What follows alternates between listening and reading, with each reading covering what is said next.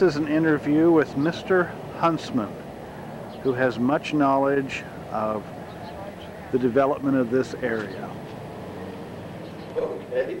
Well, George and I have been talking about the stills, I guess, and everything. And my grandpa, he was quite a moonshiner. And you run onto what, Crazy Ed still? Is that the one you was talking about? Yeah. Well, have I seen his name on some stuff in around here? This We have Crazy two of Ed. his books. Pretty sure that I had, and my guy said, but George, Yeah. he's quite an old timer around this country here. You bet. In 1949, I went up there.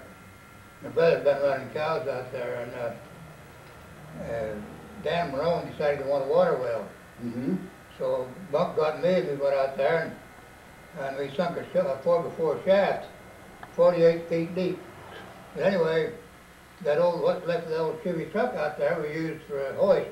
Mm-hmm. And we went down back and built an outfit. There's a bunch of mining and stuff down there. And we found a bucket, and I had to build it, went down and got stuff to build a head frame and scrapers and everything to hook the bucket with and jump it. And we never seen nothing like that still down around here. Anyways, out there about a month, and he got that built. And I went, from there I went to work out Blue Diamond Mine, worked out there. I got drafted in the Army in 1961. For 2 weeks and moved right back. The first time I seen that conglomeration was over here in Mayfield. No, we don't. Well, it seems to me like it'd be quite an undertaking for people to find enough water to go ahead and make their mash back out here around this country. Well, out to Seven Springs, there's a 3 or 4 springs. And out to Tassau, there's a lot of water. The big spring. Mm-hmm. That he had about a 5-acre alfalfa field, and then he had a pond that kept it in, and it kind of sloped off. It's all dried up now, but nobody, you know, it's inside the Park Service, inside of the reservation. Mm-hmm. And when Ed died, why, they moved them out. I see. Moved more to Seven Springs. Then when they come into this monument, they moved that thing out of there. Oh, I see. And me and my oldest son was out there fishing last summer. We were running with a park ranger coming back out. And we were talking a while, and there was a bunch of cows down in the wharf, down in Pigeon Wharf, next to the water. Mm-hmm. And we asked him about it. Oh, he said there must be wild cows. Ain't nobody supposed to have any cows out here. I told Brian after we left, I said, I bet you went down there and butchered one of them, just damn sure and find out. Well, did you tell me that Bunker Flats out there at one time had real lush grass on it and everything? And over a period of time, then it's just gone out. And the climate's changed, I suppose, and everything. Mm-hmm. Well, I was out there in 48 when I seen this still. Like I was telling you a while ago, that I was in town, old Wayne was in town, he's looking for a cowboy. So I went and, anyway, then he seen me, I knew him, and he had to go on the job. I said, yeah, I'll take the job. I said, I'd have to find me a saddle. I sold him the saddle. And the people over there at Bunkerville I knew that, you know, we run cows with, and a guy named Harley Adams. And so this was 1947. And he said, I'd like to take Merv's saddle. Merv was in the Army, he was stationed in Tokyo at the time. Oh, I'll be darned. Uh-huh. So I bought this saddle. You didn't need it over there, that's for sure. And then I was out there a couple of weeks, like I told you, and Ed come over to Tassau. He's staying over at Seven Springs. And he says, why don't you go? He says, I'm going to Colorado for about a month. And he said, why don't you go there about twice a week and water my pasture? He had a little, about an acre of demeter grass and pond. Mm-hmm. The first thing I seen was this still. This is what a still looks like. This is what When it I still seen looks like? I asked Wayne about what happened to it. Well, he says the old man was doing his running out the back. He says he got the tape in it a little too much. It got too hot and blew up. blew the top right off. Let me see that again. This is It blew up right in the neck. Yeah. And this part here was screwed in just like a bung in a bird. It unscrewed, and that's the way you loaded it. And they loaded the mash then through there, then the fire underneath. It was about that big around. You just unscrew it Sure. and pour it down through this hole. Yeah. And it'd been laying out there for probably 20 years. It was all rusty and, you know, just laying out there in the dirt. Well, I was telling George about the one that my granddad had, and similar, this was two-piece. This top come off, and they put the mash in there, and then they put the top back on and mixed up flour and water, made paste that they went around that, and then fired it up. But boy, you had to be real careful that you didn't, if it got to boiling, well, it'd blow it up, or it'd blow the top off of it, or something. Well, I got to go, George. By gosh, I'm sure glad I got to see you before it took off. I headed back to Wyoming next week, and yeah, back where it's cold here. Let me give you the picture of that. Well, that's all right, by guys. After I quit punching cows out there, I went to work for a guy named oh shit.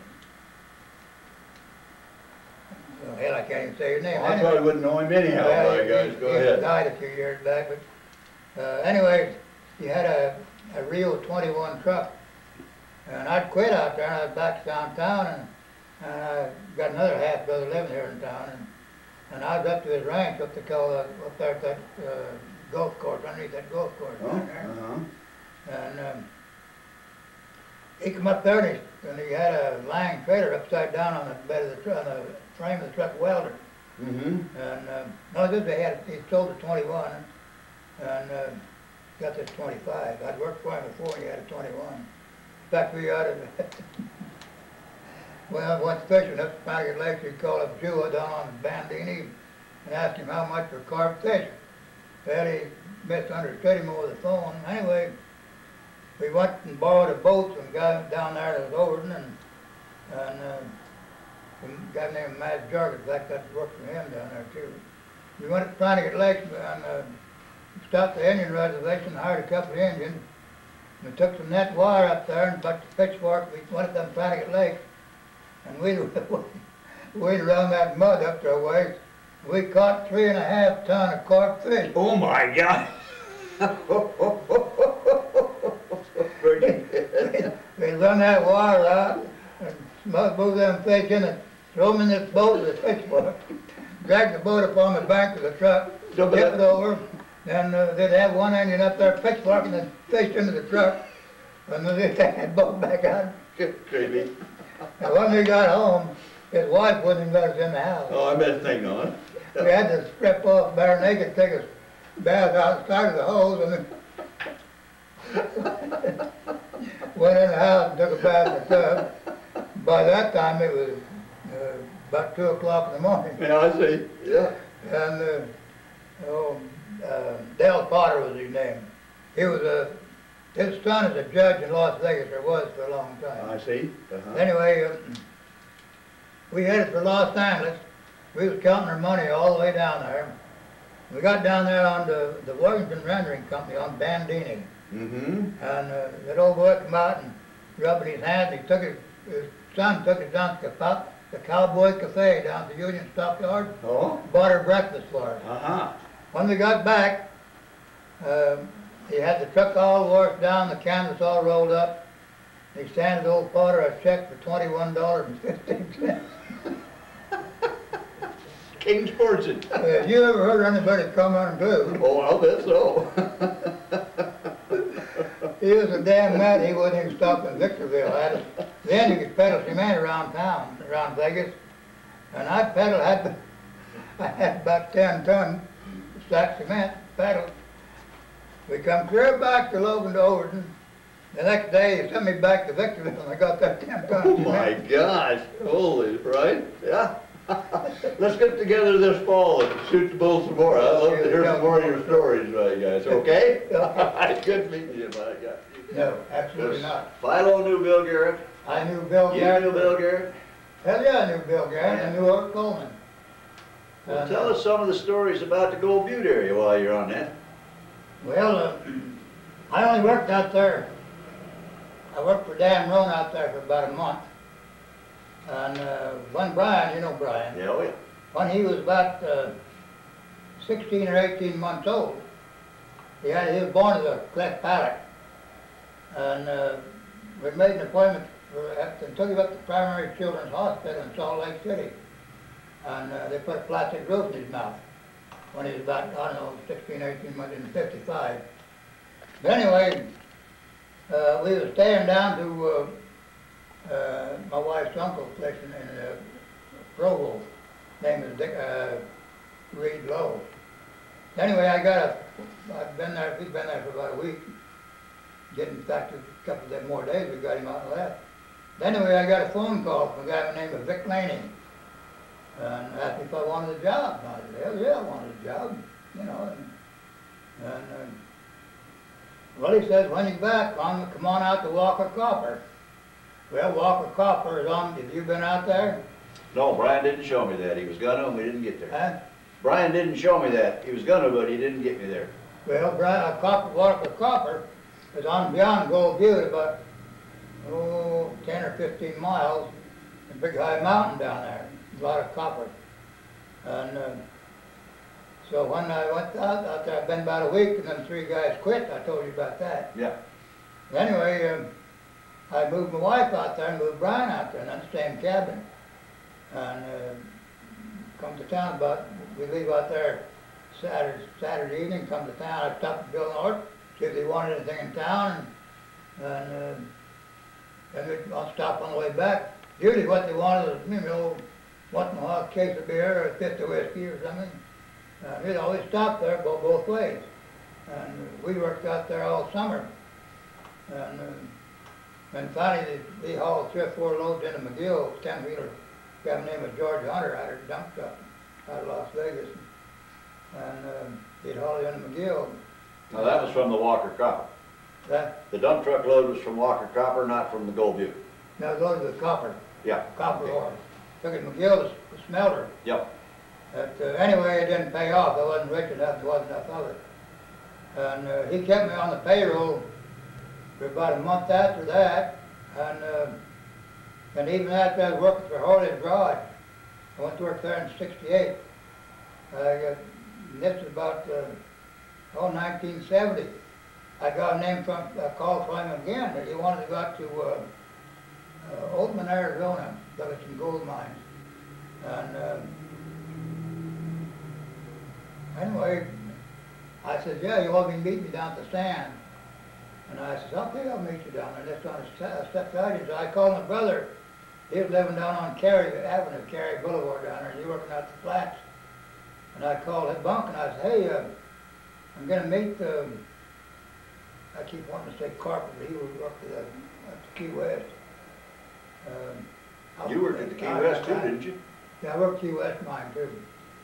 Anyway, he wanted me to meet him down at the sand, so I went down, Bunk took me down to, went down to Bunk's place, stayed all night, and he took me down to the sand, and I can't think of his name. I know him like you know yours. Anyway, that afterwards. I'll think of it. Yeah.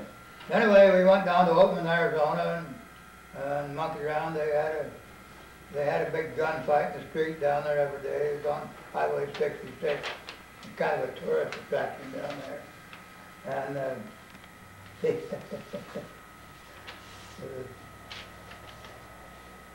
anyway, we monkeyed around, went around, looked some gold property, and come back and he handed me a $100 bill. And I said, "Let's see you again sometime."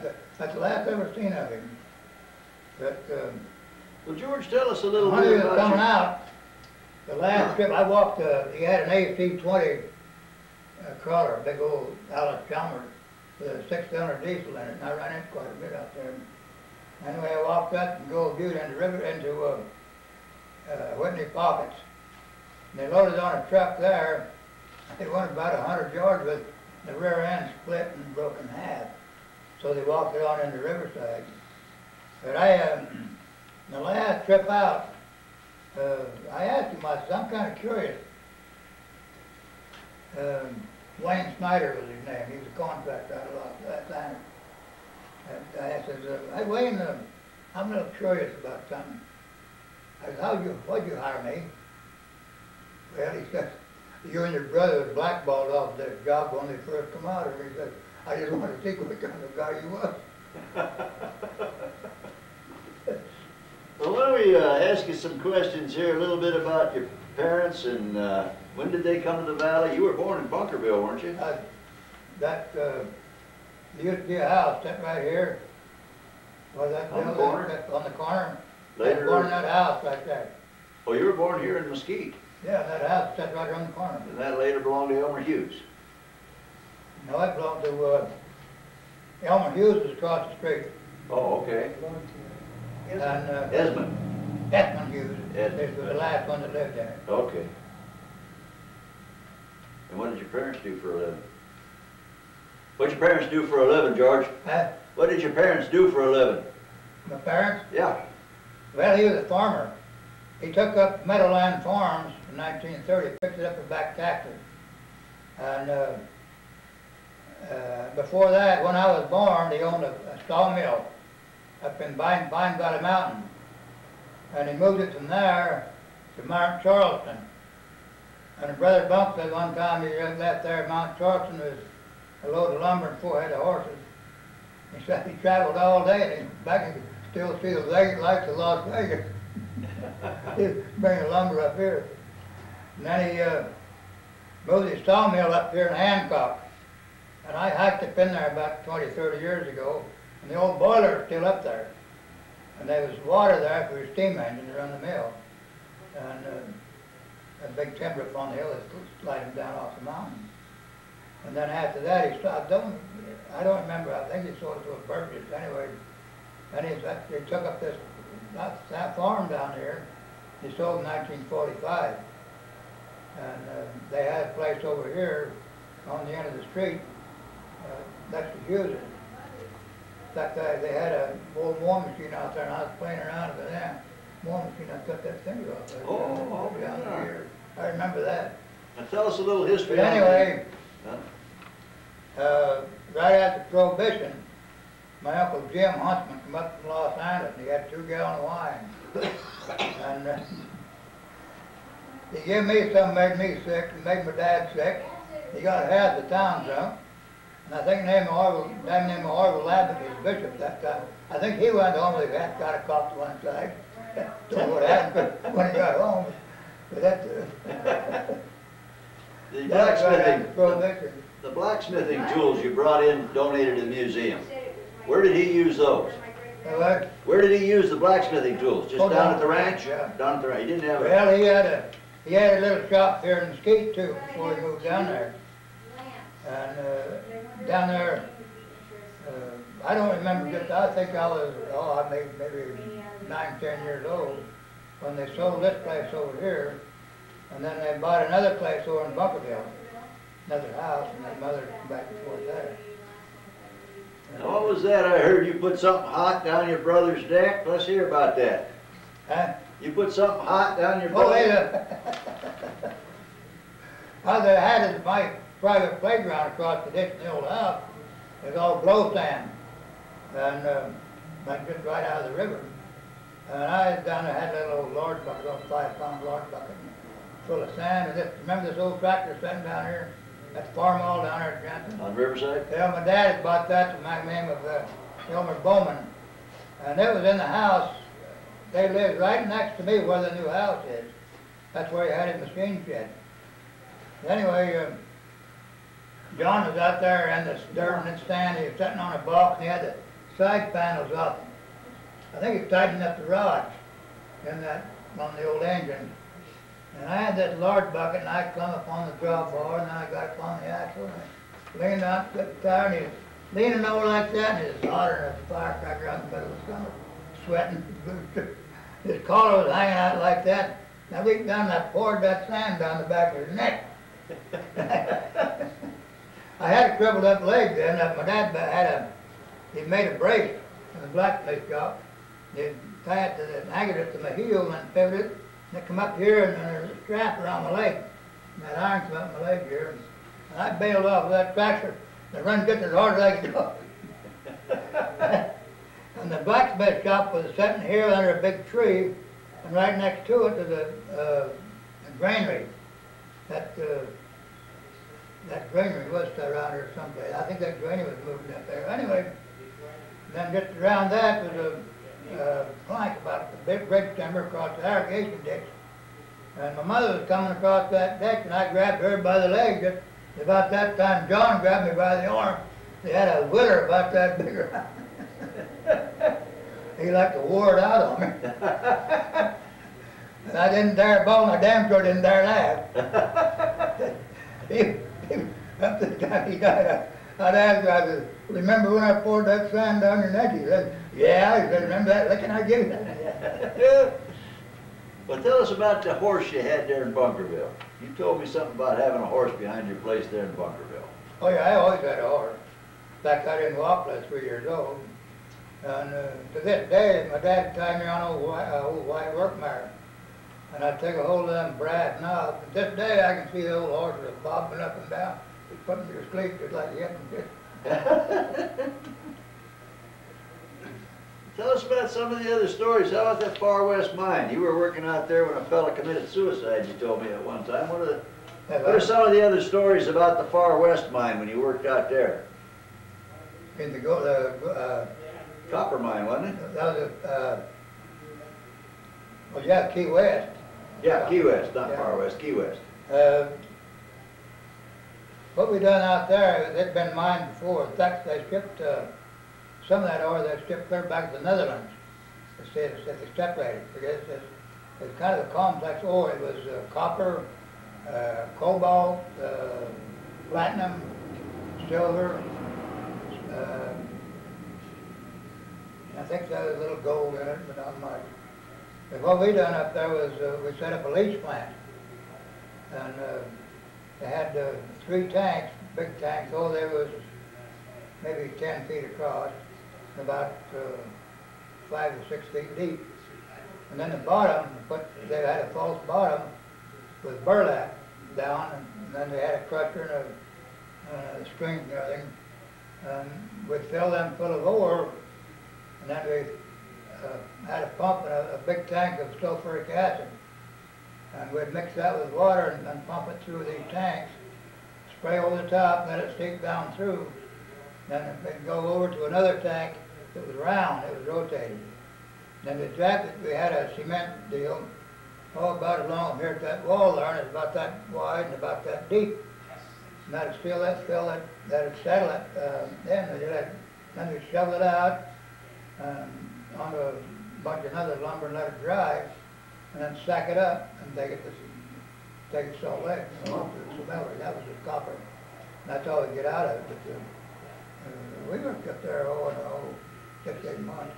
Now this alluvial fan up here on the other side of the Virgin River from Mesquite, they used to run some cattle up there. So They ran cattle up there at one time. oh yeah. And I understood there used to be some grass out there. On this slope up there above Bunkerville, Yeah. back in the 40s, we run cows up there too. They had a dividing fence between Bunkerville and Mesquite, and there was Jack Hardy and 3 or 4 of them, Max Jensen. There was 2 mains. One, they run cows on this side, and on the other side there was Hardy Adams and Danks Adams, Vaughn Levitt, a guy named Hen Levitt, and Dad bought Hen Levitt's brand. That's Juanita Brooks' father, Hen Levitt, right? So Juanita Brooks' father was Henry Levitt, known him as Hen Levitt, is that right? yeah, in there someplace. He was the son of Dudley Levitt. Yeah. Now what's your relationship to the Levitts? Well, my mother was a Levitt from Gunlock. Mm-hmm. My grandparents buried in Bunkerville. His name was Edward Washington Levitt, and my grandmother was Althea Bunker. She was the oldest daughter of Edward Bunker Sr., the oldest bishop in Bunkerville. Founder of Bunkerville. Yeah, and he is buried in old Mexico. Mm-hmm. Anyway, and my granddad, Huntsman, called him older brother, so, so he said he started up 6 ranches between Salt Lake City and Logandale. He said he'd just get going good and bring them young and make them move down further. And then he went down there and he owned all of Mwapa Valley down there. In fact, I was pointed out the cabin where my dad was born in 1889, January 17th. Then it was St. Joseph, Lincoln County. But anyway, when the, what do you call them, that they had, they divided everything up, United Order? United Order come in. They took my granddad Levitt's place down there and split it all up. He got mad and moved up to Rocks. Started another place. Where's the Rocks? Well, Rocks is on the railroad up above Moapa. Oh, okay. You got there in the Is canyon. that closer to their springs? Yeah. Up above Glendale. Yeah. Up there where there used to be a rock house up in there. Oh, okay. Anyway, he built that, moved up there. Then from there he went to Gunlock, and he was bishop up there for 12 or 13 years, and he's buried there in Gunlock. And my grandmother is buried, his first wife is buried with him in Gunlock, but my grandmother is buried over at Fallon. She'd been freighting, and he went over to Fallon, and she died over there, so she buried him. Now, you have a member of the Mormon Battalion buried in Hamlin, Yeah. Utah. He's my great-grandfather that buried in Hamlin Valley, Mhm. the old Hamlin Cemetery. And my granddad Bunker was in the Mormon Battalion too. Of course, he's buried now in Old Mexico. Mhm. But James Micah Truman, my great-grandfather, he's buried up there, and he's got a monument Yeah. up there. You've probably seen that. I took a picture, I've got to bring it down here. I took a picture of his grave and the little plaque that they've got that he was in the Mormon Battalion. I was up there once. I went up to a Huntsman, a Truman reunion. Of course, I didn't know anybody, I only went to one. And I never did meet anybody, so I never did go back anymore. But while we was up there, we went over there, me and my wife, and just out of curiosity, went there and looked at the headstone where he was buried. I haven't been back since. Well, is there anything you'd like to share about your life here in Bunkerville and in Mesquite and some of the stories that somebody might be interested in knowing about? That you've had some interesting things in your life. Can you think of anything you'd like to share with us so we've got a record of it? Well, I don't know too much about around here, but when I was first went down to, we moved down to The Meadows? down the river, down to Meadowland Farm, down on the ranch, I always called it. Al Thompson lived next to us. For them, his house is right where them two big palm trees are. Mm-hmm. Well, his house is right just under them. And then they've changed the fence, and it used to be his corral was back this way, but they fenced it off now to different properties. But anyway, he had a big old Fairbanks Morris engine. They said flywheels, stood that high, big old flywheel, used it to run a thrashing machine. And I remember him running the thrashing machine. It run for about an hour, then they had to stop and grease the bearing. And then you could hear that damn thing for 5 miles. Like dog pipe about that. Sound like a cannon. It would scare the hell out of me. I'd take back away from it. But anyway, Is that one of those hit and miss engines? uh, Is that one of those hit and miss engines? yeah. Yeah. It's a big Loud, old, yeah. Single cylinder. Yep. It run that big old thrashing machine over the belt. But they finally sold it. Some mining outfit out to Gold Butte, and they took it out to Cedar Basin. And they come and got my dad. They didn't know how to start it. And so they come and got my dad, and I remember going out there riding in the back of a Model A Ford. And they come to this spring, and there were 2 bottles of Budweiser beer, big tall bottles. And they popped the cap off and drank the beer and filled them up with water and put them back in and put the bucket down again. And for years I searched my brain trying to figure out where that was at. Well, 4 or 5 years ago when the lake went down, Brian and Alan had been going down the Cataract Wharf fishing. So we went down there and I went down Catclaw a little ways and got back over in Cataract. Halfway down there's a spring. I recognized it. Well, the road used to go up over Key West and down to just before you go to the fishing water, turn to the left, back over the hill, down into St. Thomas. Well, the road to Gold Butte, the old highway, went across the river from St. Thomas, down on the east side of the river, down to Cataract Wharf, cut across over in Catclaw, and up the wash into Cedar Basin where Crazy Ed is at, and up to the right or left over to Gold Butte. And that's that thing that I remember when I got that beer out of there. Whose beer was that, do you think you know? Yeah. But anyway, old Crazy Ed tried to tell me one day, he says, he says, you know that one speed, he says, them Spaniards developed that, and I said, no, they didn't yet. I knew the guy that drilled that. And the guy that drilled it was old Al Thompson. And he was the guy that, he was a little guy.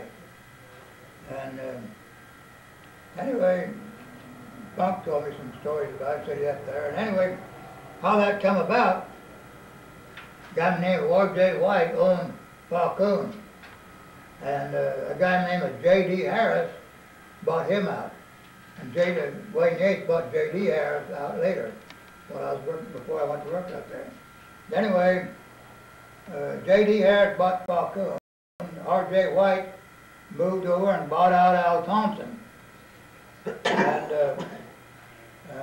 they had two kids. Richard is about a little older than me, and Jewel was my age. And I used to play around with Richard all the time.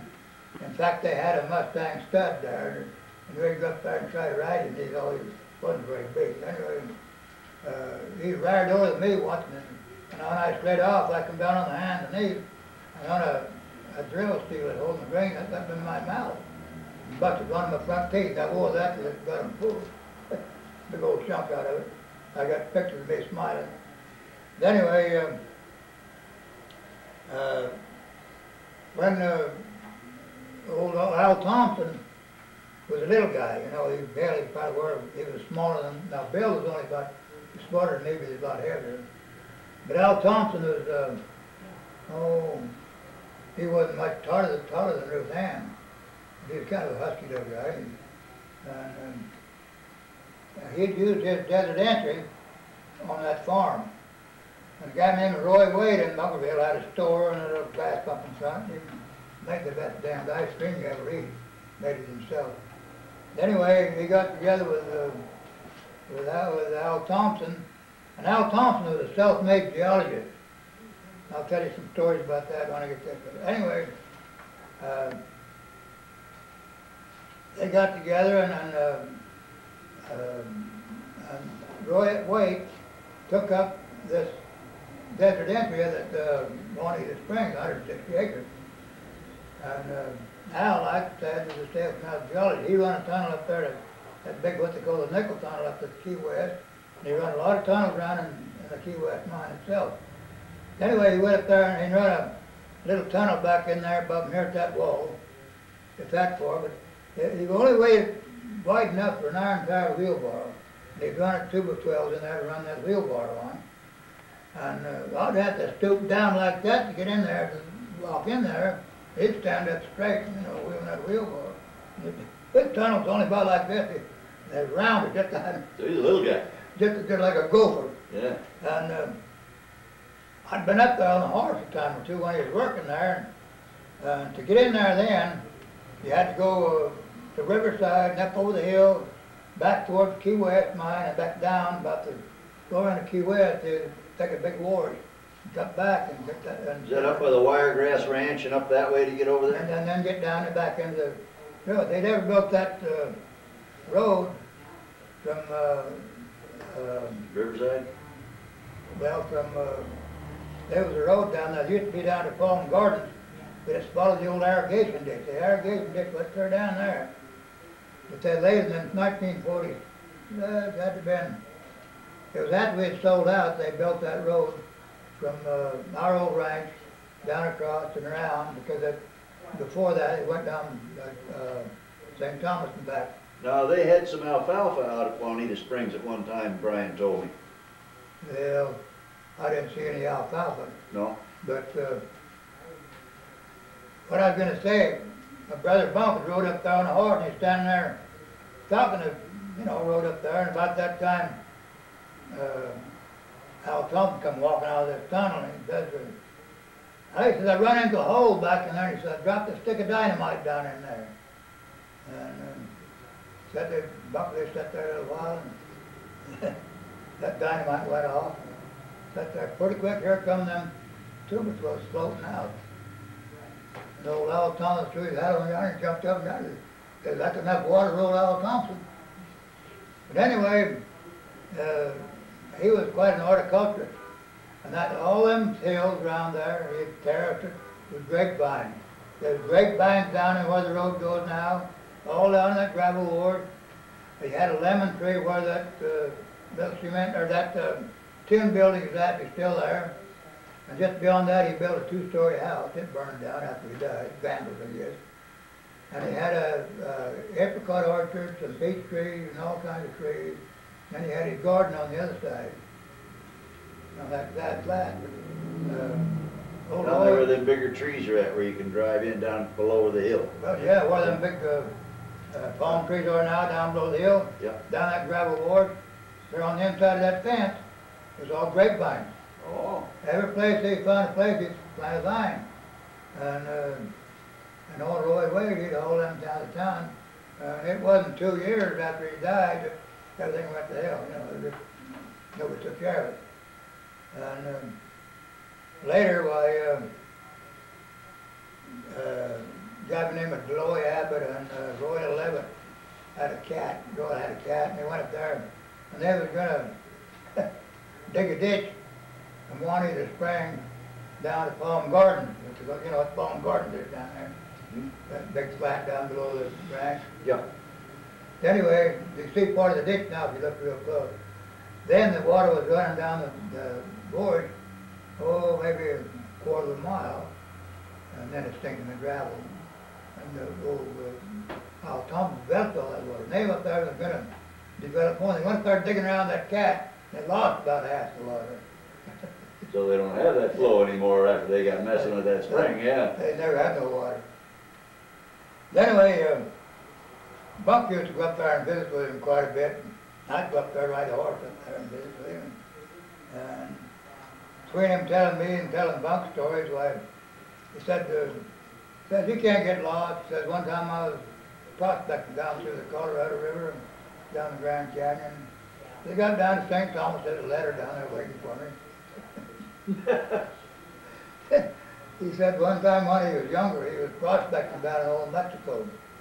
And he said he had a couple of mules and a camp outfit. He said one day a Yankee Indian come into the camp, he was wearing 2 big pistols on him. And said he lived with him quite a while, a month or 2. And said, look, about 6 months down there mucking around. And he said, one day there's a couple of Mexican policemen come riding into his camp.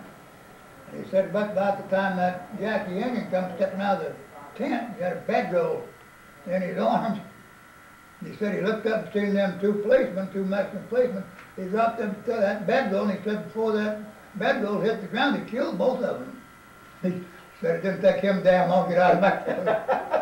Didn't want to do with him, huh? He said, when the Yankee Indians took off, he just disappeared. He never did see him again. He said he wasn't but damn few hours getting back in the United States. Well, George, it's been a pleasure to talk with you. I'm glad you came in to see us. Maybe I can get down and get some more stories from you. Well, this isn't what crazy Ed showed me. Oh, it isn't? No. Well, Philo Sylvester is in. He's the son of Horace Sylvester. You know Philo? Yeah, I know him. Now, he says he saw that as a kid out at Gold Butte. There with Art Coleman. How they supposed to fill that? Well, I didn't ask any questions. I imagine that unscrews from the top. That's threaded. Yeah, it's threaded there. Yeah. And they had their still. Well, they had it still all right. Yeah. But that ain't what Ed showed me. What he showed me was all plastered on the side. And it's all together, they stood about that high. They might have had more than one out there. They were out there for quite a little while, weren't they? They were out there for quite a little while, weren't they? Ed, Bill and Art? Yeah. Oh, yeah. So they probably Bill had was more. out there, I think Bill Garrett originally had a Green River. Now, story I heard, he was, there was some guy shooting at him up there in Green River, and he snuck around and got him and finally killed him with a 6-shooter. Anyway, then he went and drove into Green River and gave himself up. They decided self-defense and didn't do nothing with him. But anyway, he could shoot, no question about that. But Bill Garrett stood about,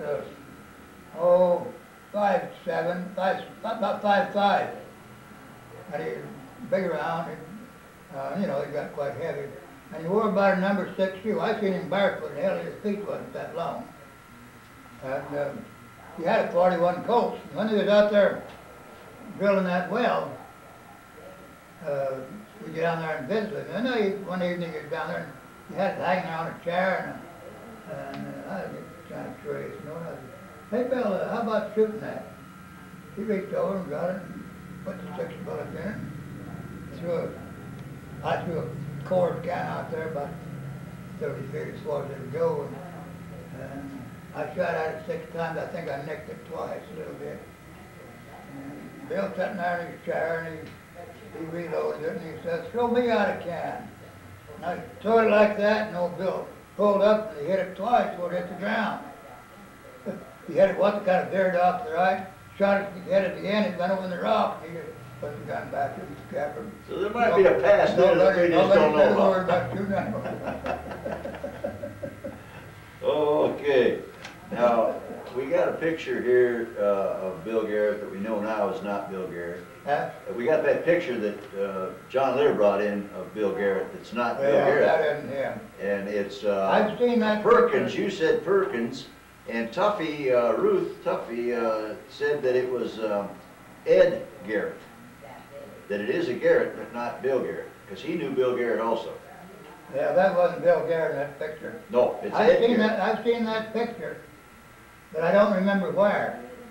But before, but that isn't Bill But the Garrett. picture was taken at Gold Butte, is that right? Well, it could have been, because that one chair looks a little bit like the one that Bill sat in. It had arms on it, and it was, seemed to me like it was made out of rawhide straps, and it had looked like a fellow sitting in it, instead of fellow in it. But that arm looked a little bit, now, the background I couldn't tell. It could have been... We'll continue to ask questions about it. It could have been out there where they took it, but that definitely was not Bill Garrett. We appreciate that information. But Bill Garrett's a short guy, and Art Coleman wasn't any taller than Ruth Ann. He was a real slim guy. And a Levi jumper made him look like he had an overcoat on. And he's always smiling. And I've been in their house, out there too. Not snooping around, but just walking the door when they was in there and looking around. And then it's facing east. And they had a door, and the kitchen part was about, it was about as wide as from that wall to this, about right in here. It was just about wide enough for a full-size stove on the end, on this end. And then right next to it, they had the cupboard was a cupboard out of the chuck wagon. And they'd folded that down, and that was their table. Had one leg on it, and that was their table. And another room, I never seen that, but I figured it was a storeroom. And then behind that, through another door, there was a room, from here, that wall over there, and about, I would say 25, maybe 30 feet at the most. And it looked like it was big enough for a bunkhouse, And there's only 2 beds in there. There's a couple of double beds. There's 2 beds in there, one for Bill, one for Art.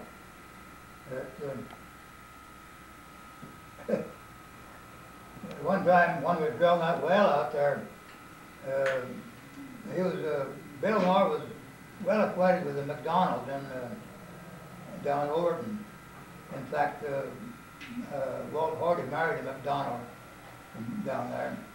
Anyway, Joe McDonald wanted to go out. He had his right leg was shot off about right there. And he rode out with me and bumped him at the truck. And he had his bedrolls and groceries, and he had a gallon of wine. And it was after dark when we got out there, and we got Joe all unloaded, and here come Bill out barefooted. He had lighted the Coleman lantern, and And he come out there in his long johns and barefoot, and he said, "Save me a drink, boys." Well, thank you, George, for coming in. We appreciate it. I'll get you a copy of the tape. When